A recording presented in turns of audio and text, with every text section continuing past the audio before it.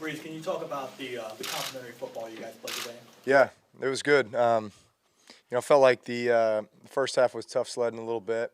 Couldn't really cross the finish line. We got a couple opportunities down there in the red zone and came away with field goals every time, which you'd like to have touchdowns. I felt like we weren't quite as efficient running the football in the first half.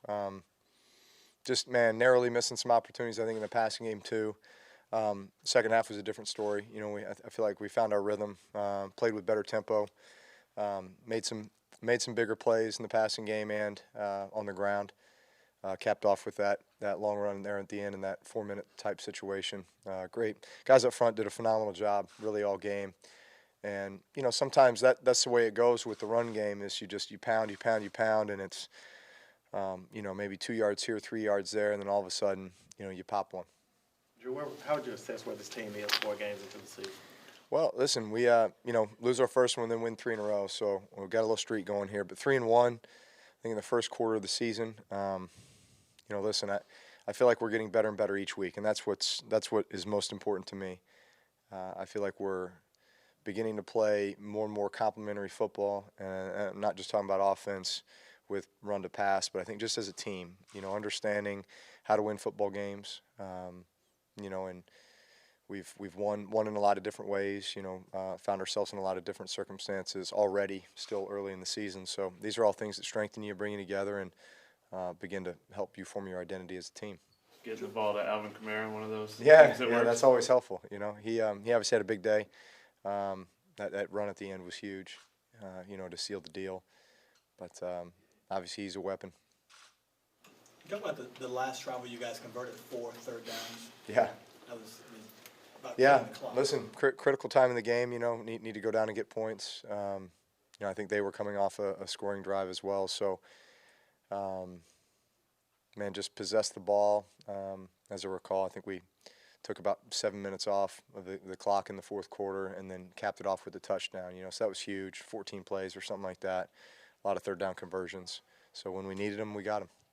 Are they doing anything in particular to try to take Mike away from you as an option? No, I felt like, there was 1 or 2 other opportunities maybe to get Mike the ball. Otherwise, it was just, according to the look, coverage, situation, it just, other places looked like, it was a little better at the time. But, no, when he had a chance to make him, he made him. Have you already started preparing I'm not worried about the record response, and or are you thinking about how you want to prepare for knowing how much attention is going to be talked about this week? It doesn't affect my approach. I'm just focusing on winning the next game. Whoever that opponent is, just trying not to make a bigger deal out of this than it already is. Just focus on my preparation and my process and let the rest take care of itself. Is it nice, though, that it's likely going to come at home? Listen, I hope it does. Hope it does in front of our fans. Drew, does it feel like you all haven't even come close to playing your best football yet? You're 3-1.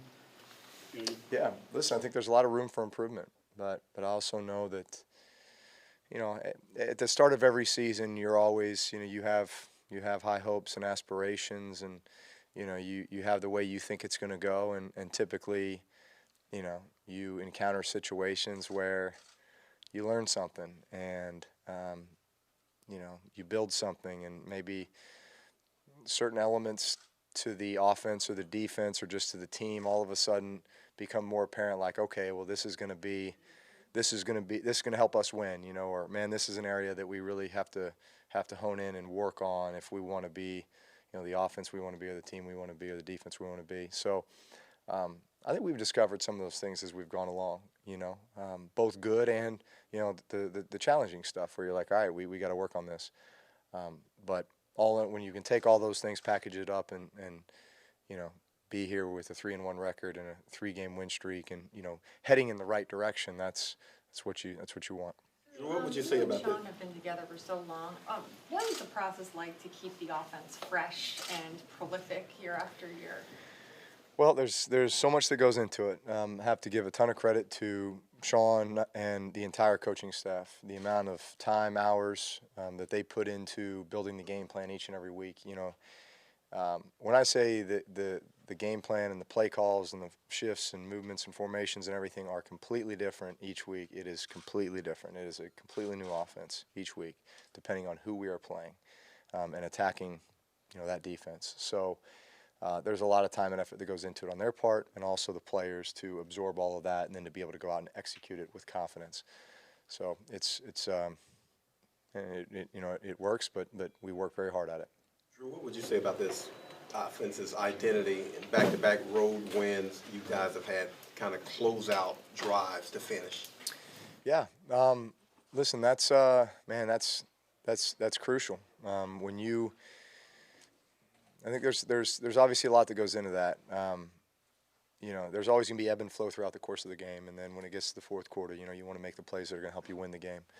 I think also just from the standpoint of adjustments, you know, the team's playing you a certain way. You know, you've got to be a team that can, you know, midstream adjust in order to make certain elements more effective, and then make the plays that are going to help you, you know, win the game. So I felt like there were some adjustments that we made in the second half that were pretty critical, that opened up some opportunities, and we're able to, I think, get 2 touchdowns in the fourth quarter that were big.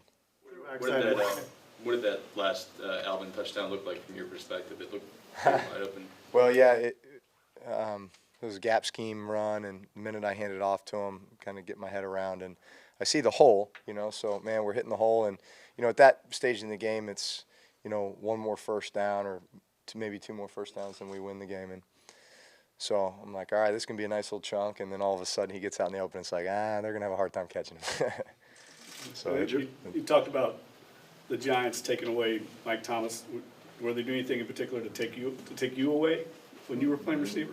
Oh, listen, I was manned up every time. You know, they had different guys on me. I don't know who was in charge of that, the matchups, but I was ready. So you put that on film one time, even 17 years later, teams still have to respect it or whatever. That's right. It was? That's right.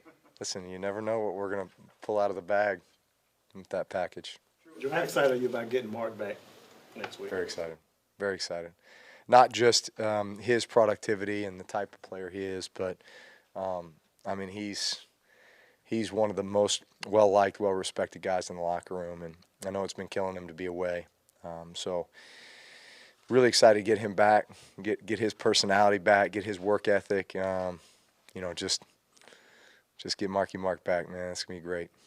I've seen you share a few times the story of how when you walked into the game in Miami your rookie year and saw Dan Marino's achievements and everything. Yep.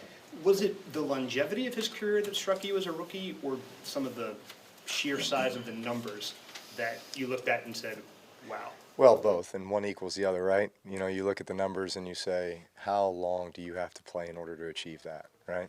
And obviously I, as a kid growing up, you know, watching guys like Marino and Montana and Elway and others, you know, those were the guys, right? And so,